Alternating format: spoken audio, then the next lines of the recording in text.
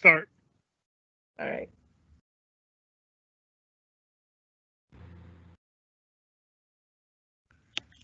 Welcome, everyone, to our third session in our Creative Escape series. I am Dr. Ann Cavallo. I'm Assistant Vice Provost and Director of the Center for Research on Teaching and Learning Excellence. I'm here with Dr. Andrew Clark, Associate Director of the Center for Research on Teaching and Learning Excellence. And we're happy to present today here with our faculty, Understanding the Mind and Care for Mental Health with Dr. Paulus of the College of Science and Dr. Professor Kiva Harper of School of Social Work. First, I would like to introduce the interim provost, Dr. Pranesh Aswath, who will say some words of welcome to you. Thanks. Thank you so much, Anne, for the introduction. And thank you all for being here this afternoon. This is a great opportunity to do something slightly different than what we normally do. You know, most of us have been cooped up for the last several months here and without a whole lot of creative escapes. So sometimes it's nice to hear about something outside of work and perhaps learn something different outside our realm of experience. And when Dr. Cavallo and Dr. Clark came to me a few months ago and we discussed this opportunity to perhaps put together a series of talks on a variety of different topics to highlight some of the work being done by our faculty so that we could message out some of the interesting things that are going on campus of general interest for the broader community. I jumped at the idea at this to make this happen. So this is, I think, a great opportunity to not only reach out to our colleagues on campus, but also to the broader community. And today's topic is particularly important in today's time when so many of us are cooped up at home or working from home. Mental health is a very important issue, and understanding the mind and caring for mental health is so very important in this time of COVID. So we're delighted that Professor Paulus and Professor Harper are here to share their experiences and tell us a little bit more about the mind in general and in particular about mental health. And I'm very glad that so many of you are joining us on a regular basis to hear about things that are going on at UTA. And I'm very thankful to Dr. Cavallo and Dr. Clark for putting this together every other week almost for the entire summer.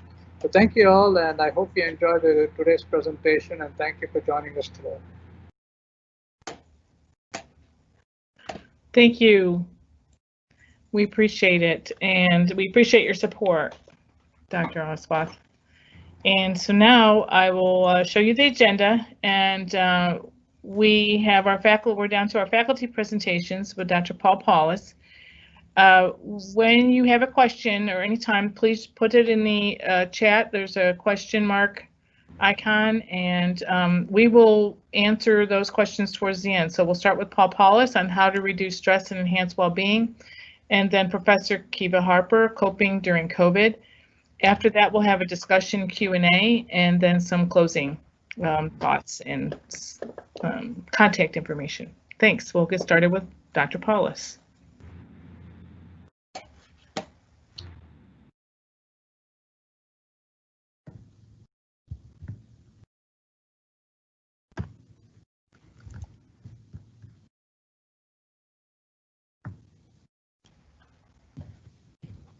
Okay, everybody, can you see me? I can't see myself. I'm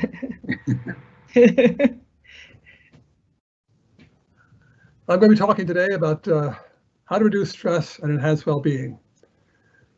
My background is in social psychology, which is an area of psychology that deals with the social mind and social behavior. Deals with a lot of issues very relevant to today's situation: stereotyping, prejudice, love, hate, violence, crowd behavior, leadership are just a few of the areas that social psychologists deal with. My specialty is group behavior and group performance. I also have developed a specialty in environmental psychology. Environmental psychology deals with the impact of the environment, both natural and physical, on people, and their impact on those environments as well. For the last 30 years, I've worked on creativity, specializing in collaborative creativity. my work has been not so much as like the last presentation that with beautiful environments and beautiful places. Most of my expertise comes from bad places, going to bad environments like prisons and bad housing. We started research in prisons in the early 70s when there was a lot of focus on the problems of crowding in society and cities and in prisons. There were a lot of lawsuits going on about the impact of crowding.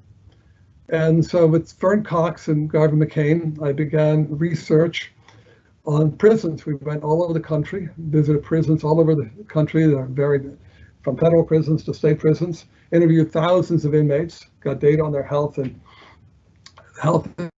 other kinds of indicators.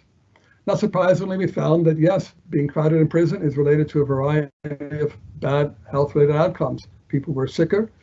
They tended to have more disciplinary infractions. They had higher blood pressures. There was more suicide, more death rates. So definitely looked like bad environments could have a really negative effect on health. After this research was done, after about 15 years, the Army came calling and said, hey, can you do something like that for us? I said, well, what do you want? Well, they were having some negative press about housing for Army families. There was the feeling that enlisted Army people were living in substandard housing, and this might be affecting their well-being as a family.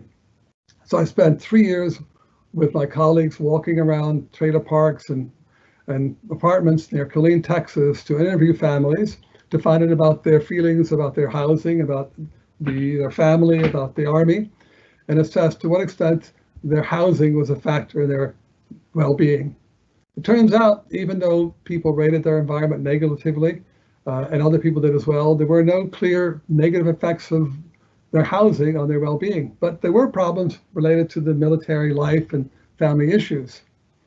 And when we tried to figure that out, we said, well, maybe it's the issue of control. And other issues, of course, may be also important, but in the area of stress, psychological control is a major factor.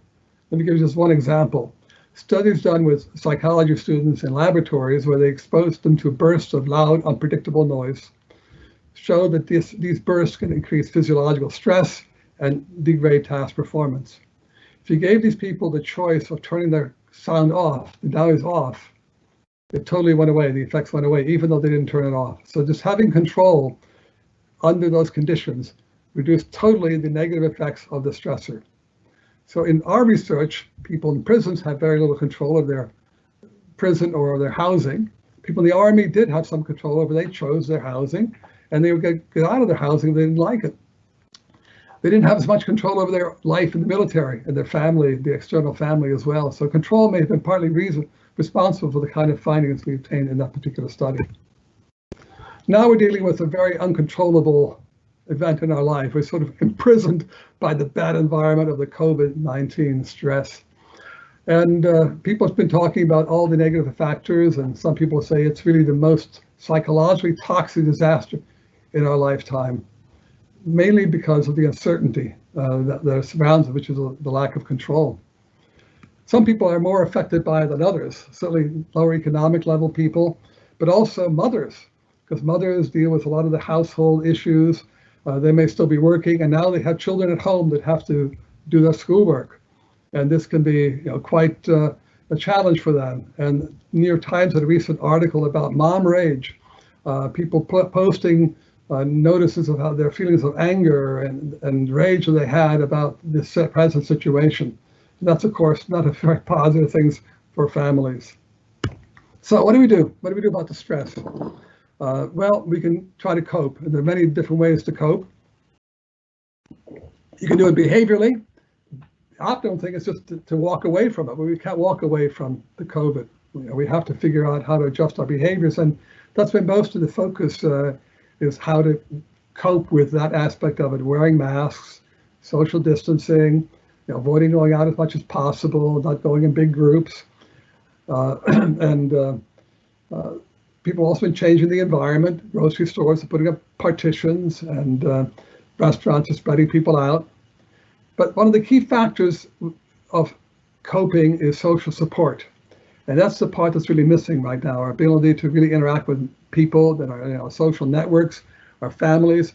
I can visit my grandchildren. and seeing very few people in my social network. So we're pretty much staying at home. So we're missing the contact, the hugs, the good feelings, the sharing that we have with our social networks. It turns out social support is a major factor in reducing the impact of stress. It's apparently related to the immune system functioning. So those people who have a high level of social support have a higher level of immune functioning. For example, some studies expose people to the virus of the common cold. And they found that people that had strong social support networks did not show much impact of the virus, but other people did. And many other studies have done similar kinds of things. Interestingly enough, one additional factor, hugs, has additional protective properties as well. So they studied people who had support networks and also had hugs, and the hugs provided additional support, health support to people. And of course, we're not getting the hugs we used to get, because except within the family. So it's a real challenge at the moment, the lack of social interaction and social support that we have. So a lot of us have to really base our hope on psychological coping. And that really involves personal characteristics that people have. For example, how optimistic are you? How resilient are you? How physically active are you? Do you have a sense of humor? Are you creative? All these things are related to better outcomes under various conditions of stress, including presumably the stress of the coronavirus. So positive attitude or optimism is often found to be a really critical factor. The literature just says it's really critical for well-being, critical for stress.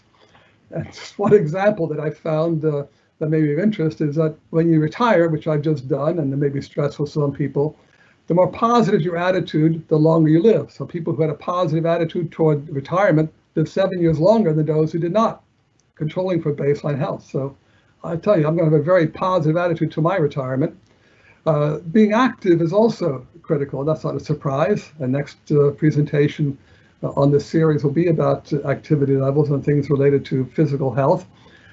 One study looked at, from MD Anderson, looked at people who were 45 years or older and took some samples of the sedentary, the activity level at one period of time. And then they followed them for 5 years to look at what happened to their health after the measurement period. It turns out those who were the most sedentary at the time they were measured were 82% more likely to die of cancer than the least in a 5-year period. So that's pretty impressive. Every 30 minutes of exercise, though, reduced the risk by another 31%. So I'm going to both have a positive attitude to my retirement, and I'm going to really stay active, I'll tell you. People talk a lot about resilience these days. It's a term that is used for people who are able to handle stress and not show the negative consequences of this stress. So they're called resilient people. People who are resilient tend to have had a good quality of when they were growing up in their personal relationships, especially with their parents and primary caregivers. But you can also learn it through your experiences of coping. If you have experience of coping and you say, hey, I discover I can handle it, you develop this kind of efficacy, which is a belief that I can handle it. And that efficacy is very important in almost any domain of life, but also in the coping area. So if you believe you can cope, that itself is very important in resilience. And people who are resilient report that having stressful experiences actually made them stronger and able to even be stronger in subsequent experiences as well. So interviews with these people, done by people like Banana and Southwick that I've listed at the bottom of the slide, have shown that resilient people have certain kinds of characteristics. They have a positive, realistic outlook, which sort of fits with the optimism thing that we talked about earlier. They're altruistic, that is, they care about other people, they like to help them, they focus on others more than themselves. They accept what they cannot change, which makes sense, because if you don't accept that, then you're going to be very frustrated. And they focus on what they can change, which of course, can enhance your efficacy. They have a mission, a meaning, and a purpose. They have a social support system, which, as we discussed, is very important. They have a solid sense of right and wrong, and they also have a belief in something greater than themselves. Some people say laughter is the best medicine. I don't know if that's true. There are a lot of medicines out there. I'm not sure laughter is the best, but it turns out there is some evidence that laughter and humor can be related to reduction of stress and health. It's interesting that at this terrible time, the sad time when many people have died and many people are sick, there's been a really increase in funny pictures and cartoons and videos related to the COVID. They're not making fun of those people who are dying or who are sick, but they're making fun of the other experiences we have, like the trouble getting, the certain paper products, getting the toilet paper, being stuck at home with too many children, and having the challenges of homeschooling. So there have been many of these things have come, and possibly these kinds of sense of humor may have helped people cope with the feelings of frustration that they have during this stressful time. Interestingly enough, humor can, in addition to stress-related positive effects, can also enhance your creativity. I'm not exactly sure why. Some people think it's because of positive feelings which have been related to creativity. It could also be that it enhances your creativity mindset. One of the students in our PhD program is actually doing a dissertation to try to determine what it is about humor that increases creativity. Is it positivity, or is it the mindset that's changed? Creativity is something that most people think belongs to certain people, like people in the music department, the arts department, scientists. They think, well, just some people are creative, and most people you talk to say, I'm not creative. It turns out, yes, there are differences in creativity, but it turns out everyone is capable. People can learn to be creative. And we talk much about everyday creativity in our field. Those are just simply finding new ways of doing things in your work life, in the arts, in your own life, whether it be working around your house, in the yard, doing things at work that make work more effectively. I like to be creative and figure out how I get home from school in terms of avoiding the train. So there are all different ways you can be creative. And the one thing that inhibits creativity more than anything else is if worried about evaluation. We say, oh my gosh, I don't think I can write a poem, or I can't really draw very well. And so you worry about people saying, well, that's not a nice poem. Well, the big thing is just do it. The process of creativity itself is what's important. Not worrying about what other people think about it. Just do your own drawing, do your own musical compositions, do your own activities, and don't worry about what other people think. Just enjoy the process. And therefore, not surprisingly, creativity is related to health and happiness in the sense of meaning and purpose. And everyday creative people are less stressed, are happier, more successful, and more satisfied with their jobs. So philosophically, you might say, well, I create, therefore I exist, right? Or I create, therefore I'm in control. Or you can turn it around and say, I exist, so why not create? Why waste my life and not be creative? James Kaufman is someone who's written much about that, and written a book recently about the existential positive effects of being creative. It's not a happy time at the present time for most people. Frustrated. I'm certainly frustrated. I really like being at school, I like being around people, I like the variety of life. And so it's not really a happy time. It's a sad time. People may be depressed, and Professor Harper was talking about some of the way of coping with this depression that may be associated with the present time and the frustrations we have. There's big literature on happiness and sadness in the psychology area about things that affect how much you are happy or sad, and it's related to all kinds of factors of your lifestyle, your age, your family situation, the kind of country you live in. One study I found recently seems kind of relevant to what we're talking about today. They looked at people in 161 countries, looked at almost 2 million people, and assessed their well-being, life satisfaction, positive, negative feelings. One of the biggest effects was employment. Being employed really affected people's happiness. And that's really relevant today because of the large number of people who are unemployed or underemployed. So you can see the kind of challenges these people have, not only the stress of the COVID, but also the depression of not having work and the stresses of economic stresses related to that. Pro-sociality, which is really just being social, enjoying interactions, having social support, was related to positive feelings. But the strongest thing was life meaning, which we pointed out a couple of times before how important that is. Life meaning had a strong positive association with all measures of well-being across all regions and ages. So it's something that's very important. That's why creativity, interaction with the people, having strong, meaningful relationships with other people, the social support, those are all terribly important in allowing us to have healthy lives and stress-free lives.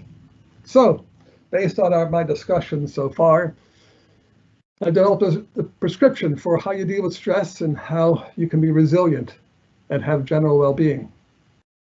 So I suggest a little dash of optimism, moving around, having a resilient mindset, and to what extent possible, stay involved in social support connections. I know it's a challenge today, but you can call people, email people, but doing Zoom, there are many different ways now to stay connected, have small meetings under controlled conditions, have a sense of humor, and also go ahead and take part in various creative activities. So it's important. All these things, I think, reflect taking control of your life.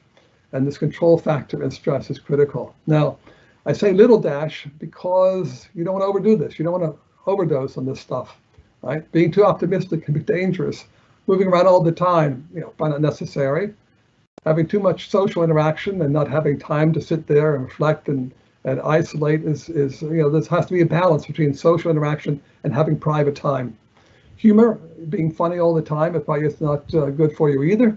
And creativity, it's a hard thing to do all the time. And so if you do all this stuff to the optimum, you're going to drive yourself nuts and other people as well. So the thing is to be moderate in this recipe. So I suggest a moderate prescription, but also each person's different. Each person has different needs, different characteristics.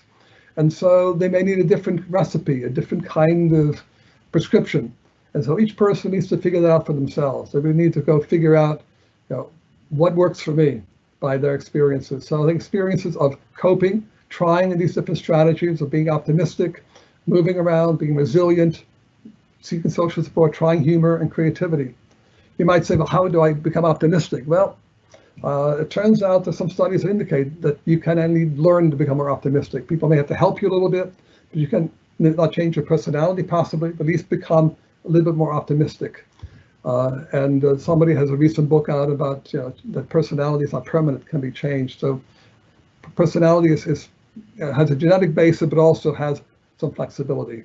So I think all of us have the hope to be more resilient, to be more in control, and hopefully better survive the present pandemic and also have better general well-being.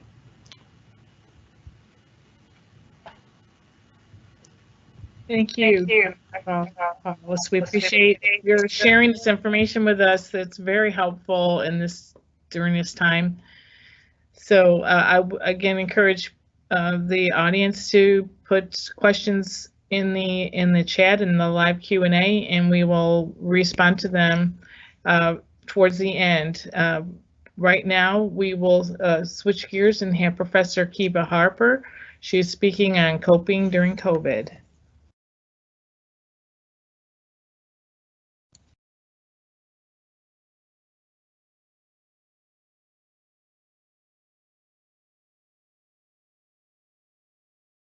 Kiva, you're muted.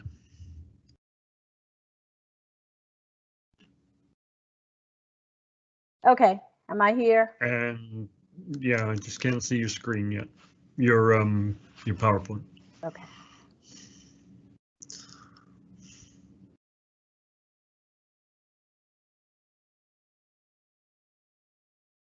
There we go.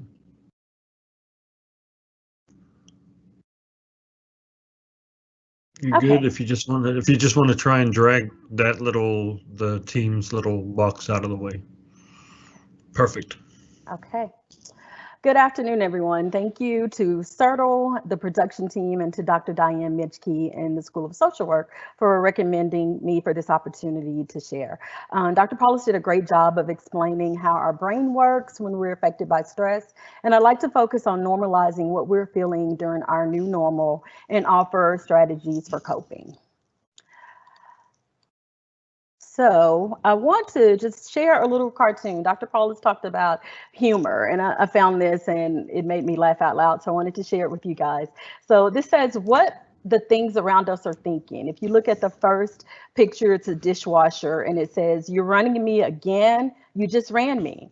The next one has a picture of a cell phone, and it says, "You saw the screen time report. Maybe put me down and pick up a book." And then we have the washer and dryer, and it's the washer is saying, no, I think, yeah, the washer is saying, "Is it just me, or is 80% of their laundry just pajamas now?" And then the dryer says, "Oh, at last." And then you have the refrigerator that's saying, "Every 10 minutes, you people are opening my door, every 10 minutes. And then my favorite is the shower, and it says, "Hello." And then finally, there's the card that says, "Did I do something to offend someone?" So hopefully you got a kick out of that like I did. Let's talk about our new normal. If you see here, we have COVID-19. I'm sure we hear that every day in the news. We say it, we hear someone else saying it. And in our world of academia, we're having Zoom meetings. We're hearing about hybrid courses. Last semester, we had to talk about pass fail. There are Teams meetings. And then, of course, there's social distancing. Wash your hands. Don't touch your face. Quarantine. All of these things are going on. This is our new normal right now, and we don't know for how long. So, control. It's a big thing right now. Dr. Paulus talked about that, and just not having control over anything that's going on. You know, we're getting conflicting messages from our officials. Who do we believe? You know, do we need to wear our mask? Or is everything really going to be okay? Everything really seems out of control right now. And so with that said, what we can do is focus on those things that we do have control over. And there may not be many, and they may be small things, but there are things that we have control over. One of the things may be your schedule. You know, what time do you start your day? What time do you transition from your work pajamas to your regular pajamas? What do you eat for dinner? What hobbies are you engaging in? What quality time are you spending with loved ones? And how are we doing that? Are we going to go and do visits, or are we doing those via Zoom? What are we going to binge watch on Netflix right now? What type of wine are we having tonight? You can walk or drive a different path. What virtual background will you use today? I thought I'd use the toilet paper because we're about to be in another toilet paper crisis, I hear. And so I'm on the toilet paper aisle at Costco right now. Hey, Kiva, can you do your full screen? We're seeing your preview screen, which is fine, but it'd be better if you could see the full screen too. I don't want to hate to interrupt you. Mm-hmm. Just, you had it before and then it went away and we saw the presenter screen. So there you go. Okay. Sorry. Perfect. Sorry about that. Okay, it looks like I had some problems with my screen. I apologize for that. So let's talk about, let me find my notes. So I love this meme right here. This is actually how some of us may feel prior to a global pandemic. It's a meme of Janet Jackson, and she looks a mess. She's saying, "This is me trying to excel in my career, maintain a social life, drink enough water, exercise, text everybody back, stay sane, survive, and be happy." And now we can add to that, you know, quarantine, wear my mask, what else? Wash my hands, don't touch my face. So what I really want you to get right now is that whatever you're feeling is very normal. You know, it's normal to feel isolated, whether you're home most of the time alone or if you're home with family and you still feel alone. We all are isolated from some aspect of our lives right now, and it's normal to feel that way. Doubting yourself, whether that be at home or at work. You know, we get feedback at work from our coworkers, from our bosses, and working remotely, it just doesn't look the same. And so you don't get that feedback and that interaction that we had before, and that camaraderie with our colleagues and coworkers has certainly changed. And so that may cause us to doubt ourselves and affect our self-esteem. The Zoom and team calls, while they're convenient and it's nice to be able to do those and only dress from the waist up, they can also be very draining. There are no nonverbals. It's hard to pick up on social cues and energy via a virtual screen. And so those things are also more draining than a face-to-face meeting would be. And then there's this pressure, both real and self-imposed, to produce more. You know, we're home, we don't have our commute anymore, most of us. And so we're thinking, I need to produce more, I need to work more. I once read something earlier in the pandemic, and it says, we're not working from home, we are living through a global pandemic and we're at home trying to work. Just reframing that really made me feel so much less pressure, because it's the truth. We're not just trying to work from home. There are a whole lot of other things that are going on in the world, and we're trying to maintain while working, while all of this is going on. What else? You may also notice that you're having problems with focusing, and you're having issues with concentration. That's okay. There's certainly nothing wrong with that during this time, and it's very normal. And your productivity may be low as well, and that's also okay. Very normal. And some of us, our productivity may be increased just because we have more time, or maybe that's our way of coping. But whatever you're doing, it's okay. And that brings us to our next slide. We're coping how we're coping. I love to tell this story. A good friend of mine, we'll be working, and we are a little codependent. So we talk on Teams all day, and we chat back and forth while we're working.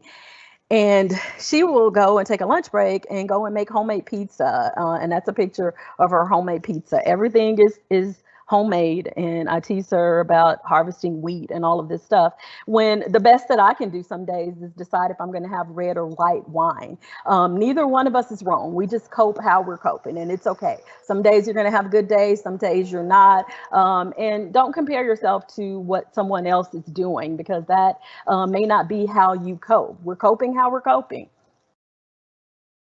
A few strategies for self-care.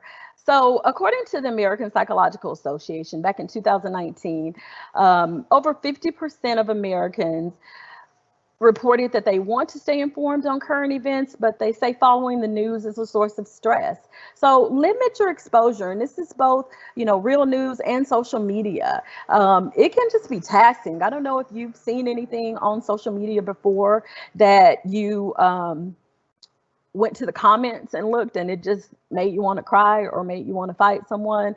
All of that is really taxing. So maybe limit your exposure to watching the news maybe once a day, or maybe reading your news, or maybe even taking a fast and then telling a social media / news fast, and have your friends or family tell you if the world is falling apart, more than usual, and you need to know about that.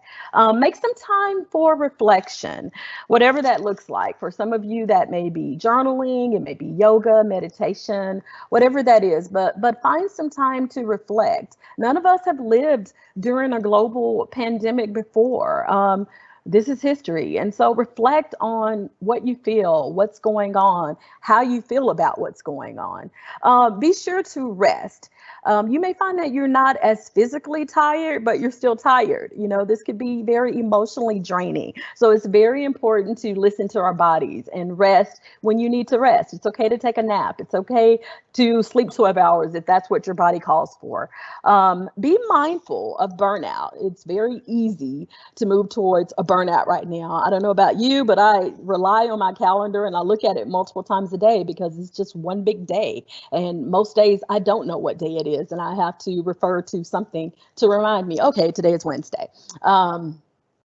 Let's see, overworking. Be careful not to overwork. When your home is your office, it's very easy to do that. So if you can sort of close that up at the end of the day, whether that be closing the door if you have an office, or if you're working at the kitchen table, close your laptop and put a sticky on there, do not open until tomorrow morning. Be careful of overworking.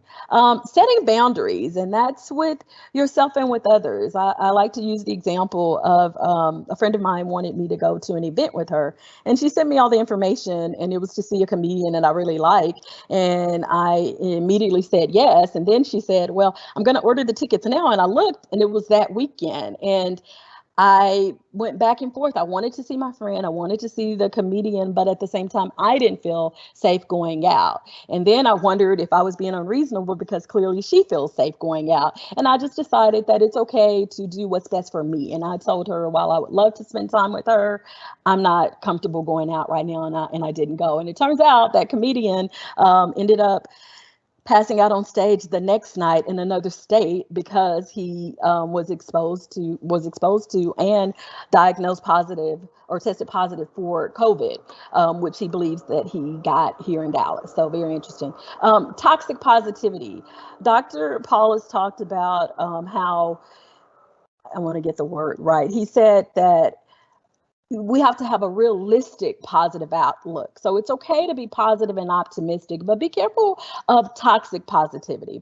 Toxic positivity is that culture of portraying yourself as happy no matter what. I'm sure you know people like that. No matter what's going on, you know, it's always positive. And if you complain or if you say anything that's not positive, you're made to feel like there's something wrong with you. It's okay to not be positive all the time. You know, you can be optimistic and still be sad or be angry or be frustrated or be lonely. It's okay. The next strategy, ride the wave. Go with the flow. Honestly, we don't really have a choice anyway. And so sometimes just surrendering and dealing with whatever comes that day is the best way to cope.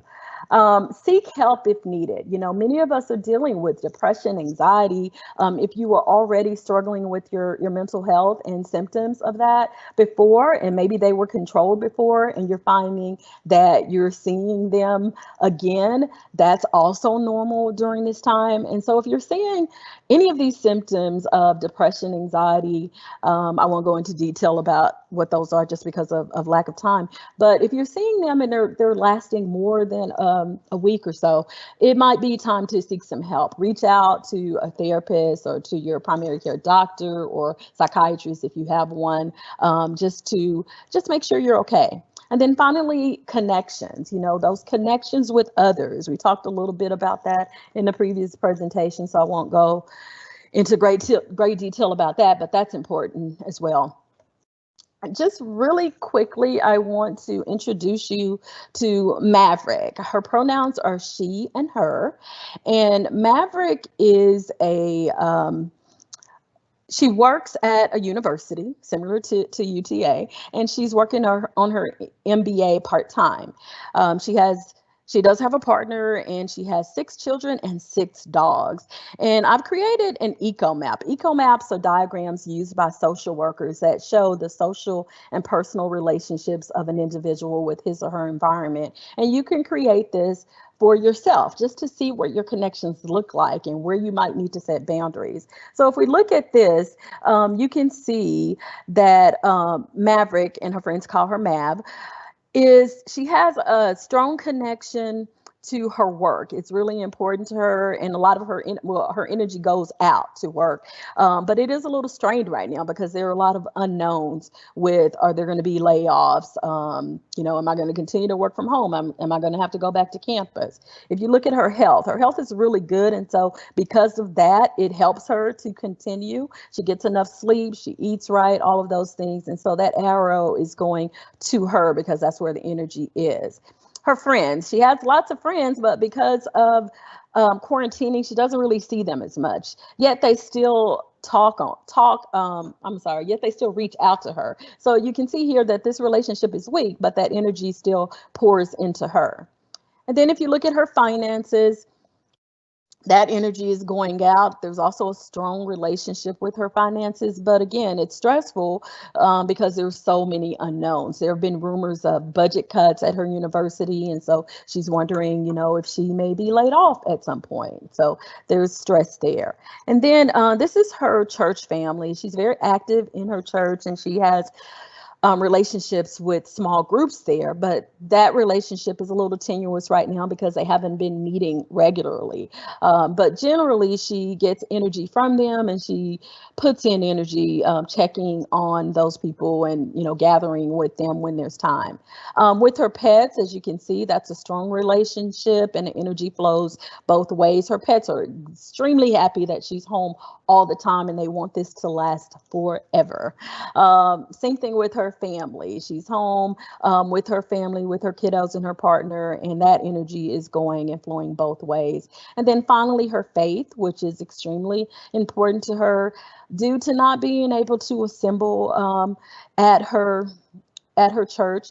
She is finding that relationship is a little weak right now, but when she's down, she relies on those things that motivate her, you know, from her faith. And so that energy pours into her. So this is a great tool for examining your environment and your relationships. Just Google Eco Map online, and it'll walk you through how to put that together. And then you can decide, who do you want to have more connections with? If you look at this, you know, we might might want to look at her church family, her friends, and her faith, and increase those connections because those are important to her, and that may help her to cope a little bit better. Okay, I want to share these paintings. This was also done from a colleague of mine. We had, it's called Intersecting Lives and Identities. Last week we had an event in the School of Social Work for Pride Month. And during that event, after, we found out that there was another African-American trans woman murdered in the city of Dallas.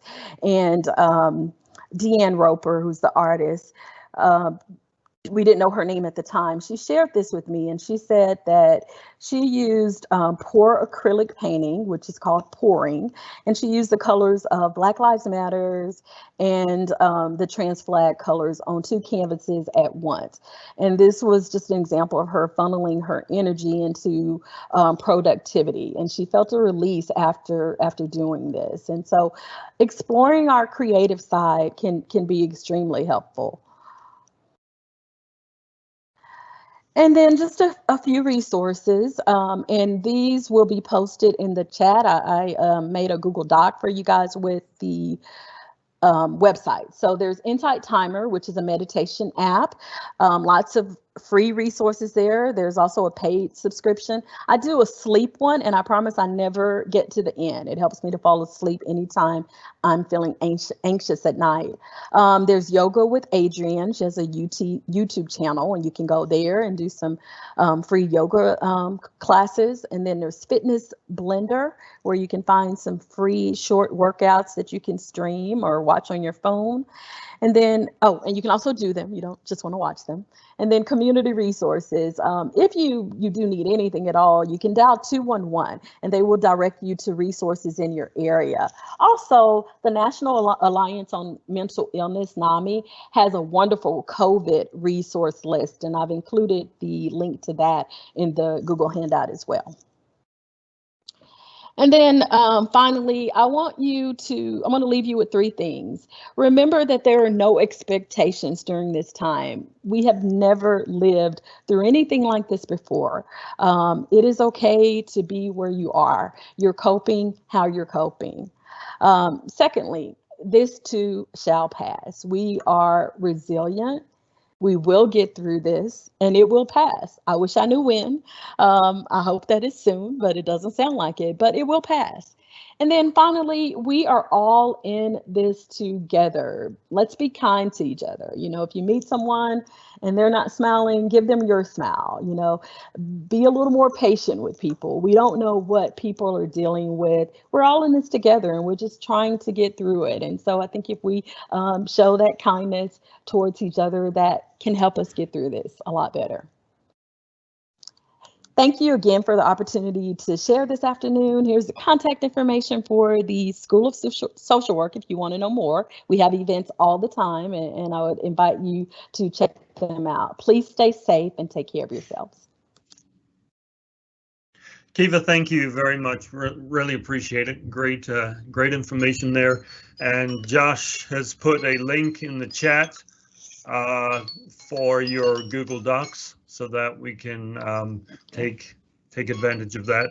And Dr. Paulus, thank you very much as well. Really appreciate what you had to say, and congratulations on your retirement. 51 years at UTA. It's an incredible feat, and we're very proud of you and thankful for all that you've done. We do have a few questions.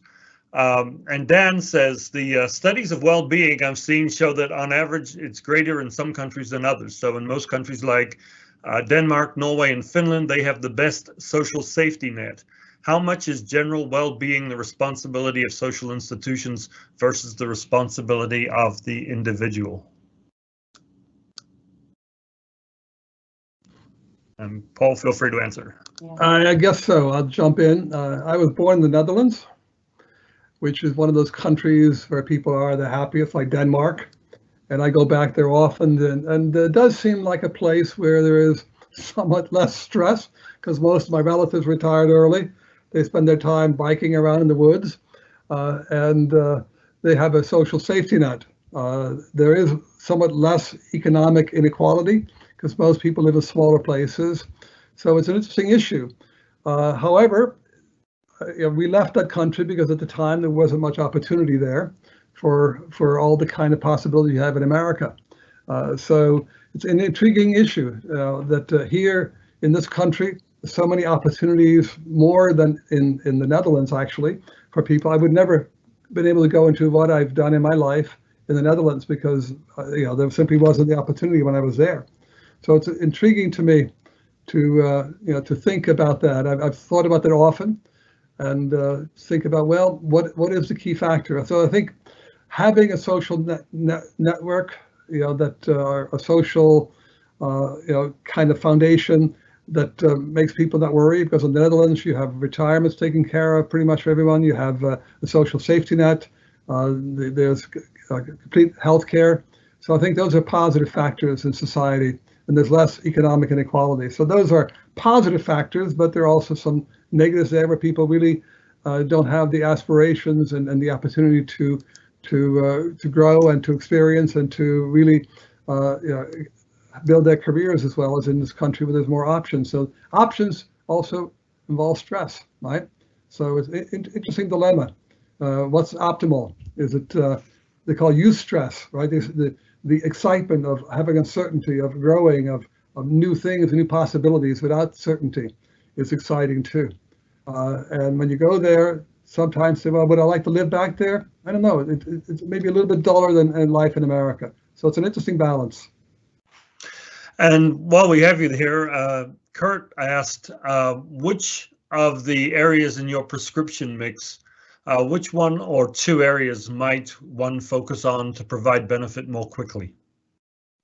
Well, I think the literature, I'm looking at my slide right now to remind myself again, because I can only remember three things at the same time, right?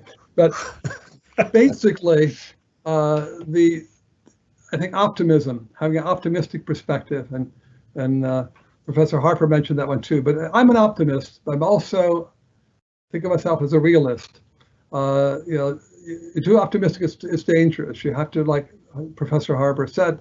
So I'm an optimist about it's going to end, yes, and the virus, the vaccines are going to come soon. I'm kind of a realist about, hey, I got to be careful. I got to follow the guidelines. A little bit pessimistic about what's going to happen afterwards. Professor Harper said it's all going to be wonderful afterwards. I'm not sure. Are there going to be some changes? Are some companies going to be out of business? What happens to all the small businesses? Are the big rich companies going to get richer and the other companies less rich? So I'm a little bit concerned about that. So most people have a balance of that. I think optimists aren't immune to having, like Professor Harper said, having other kinds of thoughts. So to me, optimism and I think the social support is so critical. Having people you can rely on, and then the rest, I think, movement, hopefully you do, and humor and creativity, it's wonderful. But I think those are two, I would say, are the foundations for having, surviving and having a good well-being life. Great, and great advice.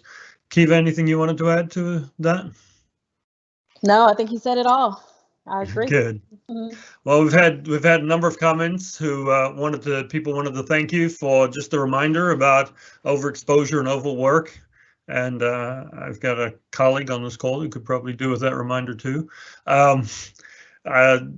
Diane loves the Eco Map, great tool. I did too. I thought it was wonderful.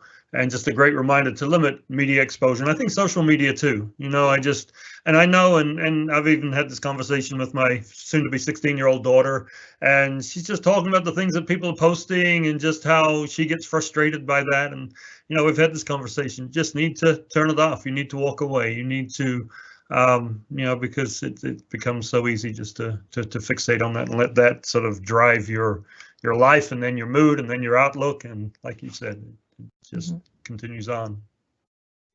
Any other questions from anybody? We have maybe one, let me see, two here. Someone said, thank you, Kiva, for the great tools. Holly asks, what recommendations do you have, and this is for both of you, what recommendations do you have to help support others who may cope differently than you do? I can start with that one. I think remembering that we don't all cope the same, and so supporting each other however we need to support each other. And so just because you're doing it one way, don't pressure others to do the same thing. It's a very interesting question. I think it's not researched enough in terms of the different coping styles, which ones are better, and they probably fit different personalities differently. And so I think that's the thing that has to be discovered, to learn which style works best for you. What works for me may not work for someone else. The creativity bit may not work for some people. Some people maybe are a little shy, and the social support thing is not as important for them. And some people have difficulty with the optimism, but I think all of us maybe hope to find that kind of sweet spot for us that allows us to get our feelings of control in the way that makes sense for us. Some of us like to work from our office. Some of us like to work from the toilet paper aisle. Whatever works for each of us, right? So. But yes, that was another comment too. Somebody loved the toilet tissue background, which I do too. I think it's wonderful, and we all need to laugh. Any other questions from the audience while we have these two wonderful people here, and you have a chance to. I really like Kiva's comment about the peer pressure thing, because I have found, among my friends and social circles, that there's different levels of what they are willing to do compared to me.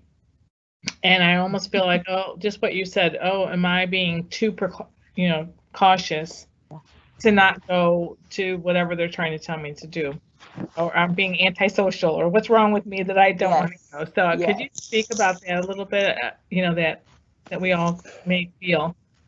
I think that just really falls under setting boundaries and knowing what your boundaries are and what's right for you. Now it's me and Data, but just a few weeks ago, you'd go out and some people would have masks on and other people would not.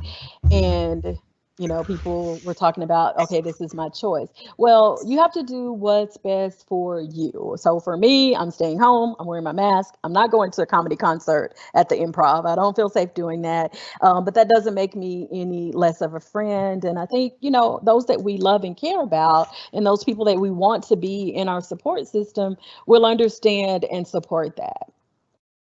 That's intriguing because it's a barrier. Right, we typically would be embarrassed to put a mask on with our friends, right? Why would you suspect them? So when I go golfing, which is now a safe thing to do because we have our own carts and we have distance, we tend not to wear masks, but some people do. And so it's when you wear a mask golfing and people look at you and say, what are you doing wearing a mask golfing? You're outside where it's safe and you're distancing. Well, if somebody sneezes, hopefully the wind blows it away.